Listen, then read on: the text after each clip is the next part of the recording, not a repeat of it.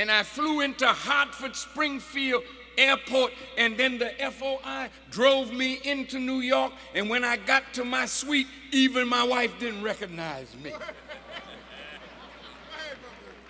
In those days, you could get on a plane using a funny name.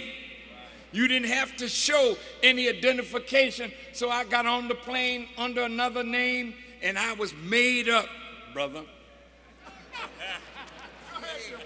And me and Brother Jabril, he was made up too. And while we're sitting in the plane, he said, he got out his tape recorder. He said, I want you to tell me again your experience. And as I began to tell him my experience, I began to weep. I said, you know how when a doctor is going to stick you with a needle, sometimes they rub until the skin is a little deadened, and then they hit you with the needle? Right. I said, they put something in me up on that wheel, and I'm not sure what it is, but I know something was put in me. See, it was the scroll. Now, see, all you that know me, you don't see me reading books. But ask me a question, and the answer is there, not because somebody gave it to me that you see. I speak, and another voice talks to me. You got to know who you're dealing with today.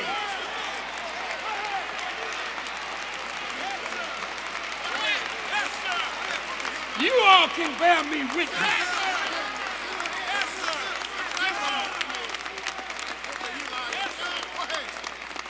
Elijah Muhammad told me, you don't have to study. Just stand up and let God speak through you.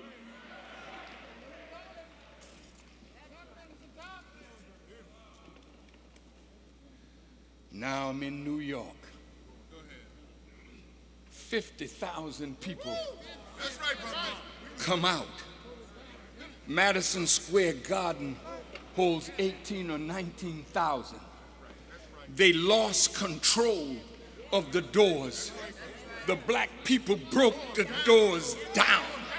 They were standing in line with their tape recorders, with cameras, and when they were told you couldn't bring that in, they went and threw it in the garbage pail rather than lose their place in the line.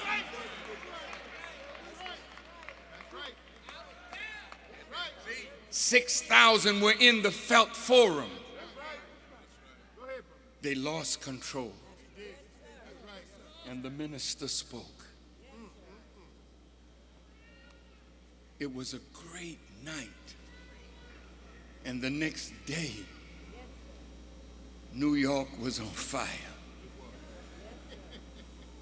Mayor Koch couldn't believe it, that the people would come out to hear a man that they said was a vile bigot and an anti-Semite. Now, right after that, I planned to go on a world tour. Listen, Kwame Ture calls me. You know Kwame Ture? He said, Brother Farrakhan, he said 15 groups are going to hold a press conference at the National Press Club saying hands off Libya. Now remember, in my experience, I was only told that he was planning a war, but they didn't tell me who the war was against. So Kwame says, brother, we want you to speak for us. I said, okay, my dear brother, I'll write up something. I went to the Howard Hotel. Kwame came in the room. I let him read the speech, and he okayed it. And I went down 15 nations, or members of many groups, and the Native Americans were a part of it, was saying to the government of America, hands off Libya. You can get that speech. But now I see all these cameras, and I'm wondering, is this where I'm supposed to do this? but I'm not sure. So I did what I had written to do, and when I left, the Challenger went up in space and blew up. You remember? And I started my world tour. I started in the Virgin Islands. I went to Jamaica. I went to Barbados. And from Barbados, we flew to Panama City. We had reservations in the Marriott, but when they learned it was Farrakhan, they wouldn't even let me in the hotel. That's the reach of the Zionists.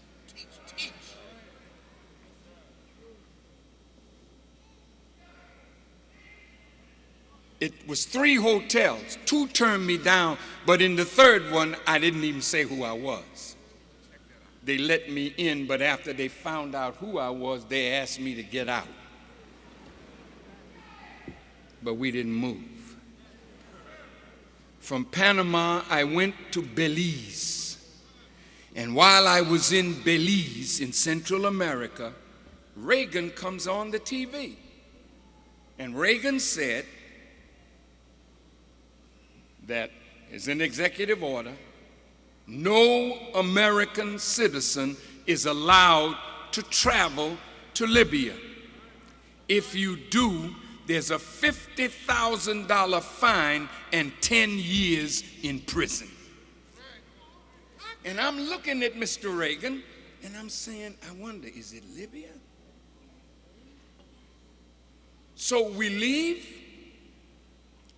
We go to England.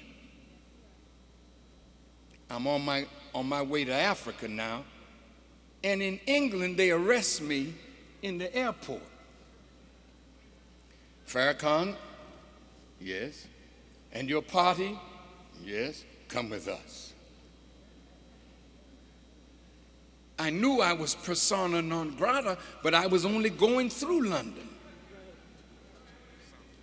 They said, well, we have a comfortable jail. It's right outside the airport, or you can stay in this part of the airport, but you can't move. So for nearly 14 hours, I'm locked down. They waited till my family and those with me had gone on the other side into London, but they wouldn't let them back in. Only my son Mustafa was there with me. 14 hours. When it came time for us to get on the plane, I went in the bathroom and tied my shoes real tight because I didn't know what was going to go down. But it wasn't going to go down easy. God don't like punks, and God don't like cowards. When God is with you, you live for the truth and you die for the truth, but you don't back down.